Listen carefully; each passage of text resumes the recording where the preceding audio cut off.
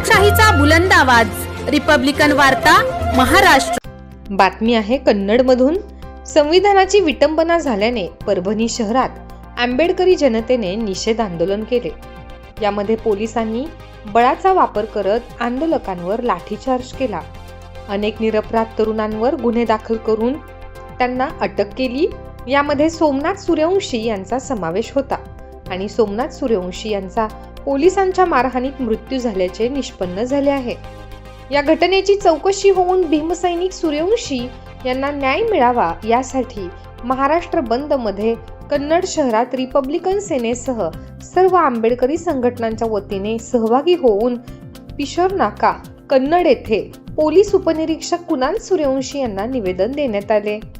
यावेळी रिपब्लिकन सेनेचे तालुकाध्यक्ष अशोक महाले, बहुजन क्रांती मोर्चाचे तालुकाध्यक्ष कडुबा पवार, वंचित बहुजन आघाडीचे माजी जिल्हा सहसचिव अनिल शिरसाट, तालुका महासचिव विनोद कदम, भीमशक्ती तालुकाध्यक्ष समुद्र मोरे, भीमशक्ती जिल्हा उपाध्यक्ष Yogesh Ambhore, Republican party of India Athawale पक्ष तालुका अध्यक्ष संदीप सातदिवे, अमोल साळवे, बहुजन युथ पॅन्थर तालुका अध्यक्ष राहुल सातदिवे, पप्पू सातदिवे, बापसाहेब, दीपक शिरसाट, भास्कर देवरे, शरद थोरात, राकेश पवार, विठ्ठल तेलुरे, सुखदेव कदम, गणेश मोरे, बाळू लोखंडे, बापूसाहेब मोरे, कमलबाई घाडगे, मंदाबाई आळिंग, शकुंतला देहाडे आदींसह कार्यकर्ते उपस्थित होते।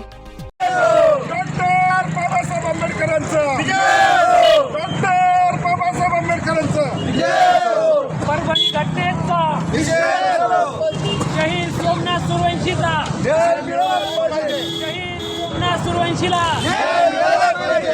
भारतीय राज्यघटनेचा भारतीय राज्यघटनेचा डॉक्टर बाबासाहेब आंबेडकरांचा डॉक्टर बाबासाहेब आंबेडकरांचा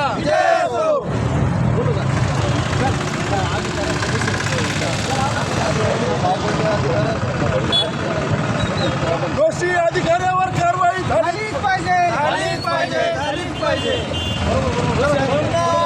दोषी अधिकाऱ्यावर मिळालाच पाहिजे सोमनाथ सूर्यवंशीला न्याय मिळालाच पाहिजे भारतीय संविधानाचा रिपब्लिकन वार्ता महाराष्ट्र न्यूज साठी कन्नड प्रतिनिधी मिलिंद कुमार लांडगे, छत्रपती संभाजीनगर।